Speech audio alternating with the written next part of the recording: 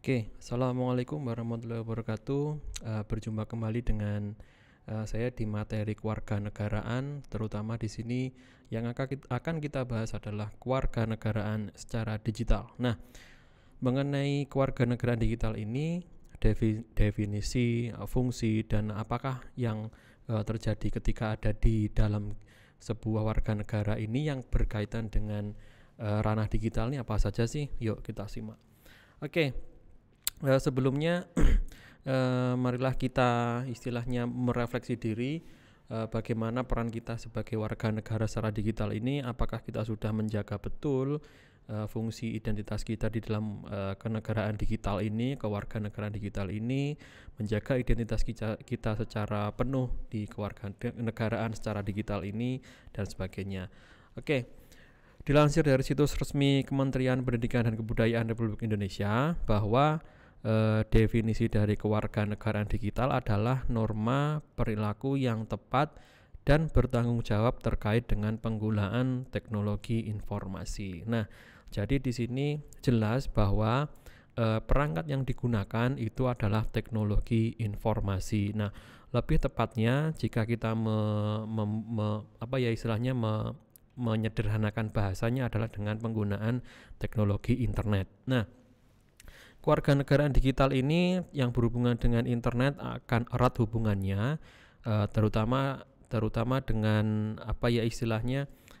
kepemilikan identitas yang berkaitan dengan email, nama, tetapi bukan nama kita secara di KTP, tetapi hal ini akan sangat berpengaruh terhadap performa ataupun yang disebut dengan eksistensi kita di dunia digital. Apalagi dunia digital hari ini sudah tidak mengenal batas budaya, mungkin batas wilayah ataupun batas yang biasanya kita temui di kehidupan nyata. Nah, apakah fungsi dari kewarganegaraan digital tersebut? Nah, yang pertama adalah menciptakan dunia digital yang bertanggung jawab. Oke.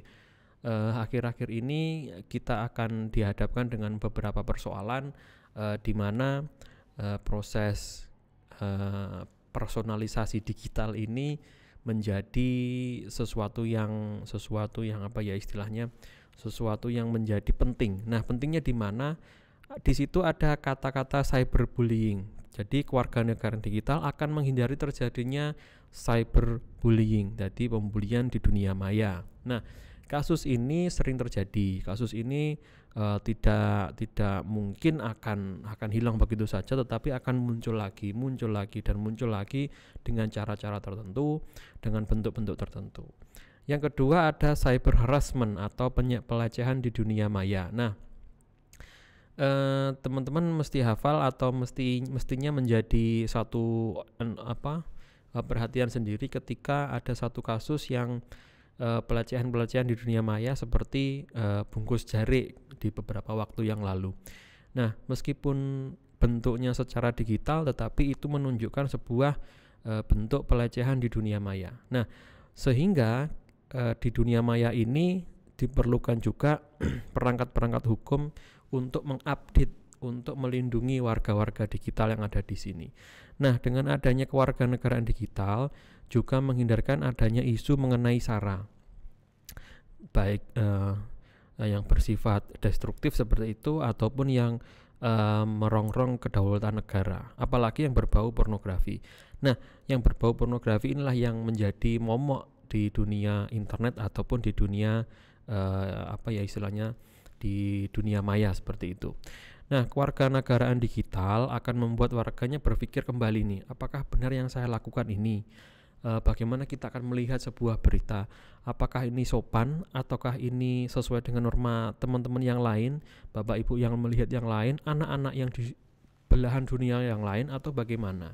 Nah, tujuannya apa? Tujuan dari penggunaan internet dan kewarganegaraan digital ini adalah menciptakan internet yang sehat dan nyaman. Nah, internet sehat dan nyaman inilah yang kita tuju. Jadi internet kita akan aman dikonsumsi anak-anak, terus kemudian nyaman untuk disaksikan oleh seluruh keluarga, dan kita mendapatkan keuntungan dari berbagai macam bentuk digital apa ya istilahnya, dari berbagai macam bentuk performa digital yang kita nikmati hari ini. Nah, yang kedua adalah tentunya kewarganegaraan digital ini membantu proses interaksi. Nah, kewarganegaraan digital membantu proses interaksi antar warga digital di seluruh dunia dengan aman, nyaman, dan kondusif. Dilansir dari Data Portal, internet menghubungkan 4,72 miliar pada tahun April 2021 atau sepertiga dari populasi manusia di muka bumi. Oleh karena itu, sekarang kita bisa bercakap-cakap dengan orang di seluruh dunia yang terhubung dengan internet ini, 4,72 miliar ini, tanpa ada batas negara, tanpa ada batas jarak, dan tanpa ada batas waktu. Jadi kita bisa berkomunikasi dengan bebas. Oke, pola interaksi ini akan membentuk pola-pola tersendiri terutama di dunia komunikasi, tetapi kita harus menjaga juga privasi kita, privasi orang lain, norma bagaimana kita norma kita berbicara dengan orang lain.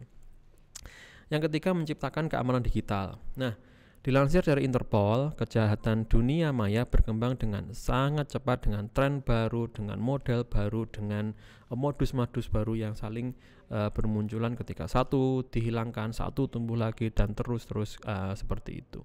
Cybercrime adalah yang paling terjadi, ya, penyusupan konten pribadi, terus kemudian penyusupan data pribadi kita atau data hacking, sabotage digital, kejahatan informasi pribadi, perusakan sistem keamanan seperti menjebol password dan sebagainya. Dan yang paling sering adalah pembobolan kartu kredit. Nah, teman-teman di sini tentunya akan berhadapan langsung dengan istilahnya aparat keamanan, baik secara real, nyata, ataupun teman-teman yang cybercrime atau teman-teman cyberpolice ini malahan. Jadi harus berhati-hati juga teman-teman, tidak bisa sembarangan, apalagi yang ngetren hari ini perjudian online. Nah, ini harus segera teman-teman yang ikut dalam perjudian online ini segera tutup, segera tidak usah ikut, karena di Indonesia memang dilarang segala bentuk perjudian. Nah, karena kejahatan internet semakin berkembang, saran saya adalah selalu perhatikan informasi-informasi yang masuk, selalu perhatikan data-data yang masuk ke HP teman-teman, apalagi itu ada link-link yang mencurigakan, nggak usah diklik, karena di dalamnya mungkin akan ada penyusupan data ataupun malware seperti itu, atau virus-virus yang tidak kita inginkan. Nextnya adalah menambah pemahaman dan dalam penggunaan media digital. Nah, dengan adanya kewarganegaraan digital, pengguna media digital tidak hanya mendapatkan pemahaman yang lebih baik dan tidak sekedar menggunakan saja, tetapi saya berharap generasi muda ataupun generasi yang ada di atasnya memahami penggunaan media ini serta perangkat digital ini tidak hanya sebagai pengguna, tetapi sebagai pengupload juga harus memahami bahwa perangkat-perangkat digital ini, satu, saling terhubung, yang kedua, mempunyai beberapa risiko yang kemungkinan kita akan dapatkan ketika kita tidak taat hukum seperti itu. Yang ketiga adalah kita harus menggunakannya secara hati-hati pula. Hati-hati ini dalam artian yang pertama, jelas jangan melanggar hukum seperti pornografi, perjudian, dan sebagainya. Nextnya, dengan adanya perangkat internet ini, teman-teman akan dimudahkan dengan adanya peluang bisnis yang semakin terbuka lebar. Nah, seperti yang kita lihat bahwa kemunculan internet ini juga semakin memunculkan peluang-peluang adanya marketplace atau online marketplace. Ya, marketplace ini atau teman-teman yang bergerak di dunia bisnis sangat diuntungkan dengan adanya internet, terutama untuk kita pesan. Ya, paling gampang kita memotret dan mengirimkan gambar, terus kemudian kita melihat produk orang lain, membeli hari ini, mendatangkan barang, terus kemudian kita melacak barang kita sampai di mana, kemudian jika uangnya tidak sampai, jika barang tidak sampai uang kita harus bagaimana. Nah, itu adalah internet yang membantu, atau jalur-jalur internet inilah yang membantu. Oke, akses informasi yang berkualitas. Nah, semakin banyak jalur dalam internet, semakin luas kita berselancar di dunia internet, semakin terjebak pula kepada hal-hal yang kadang-kadang hal-hal tersebut kurang berkualitas. Jadi contohnya seperti kita terlalu lama melihat sosmed, kita lupa akan pekerjaan kita. Nah, jangan sampai.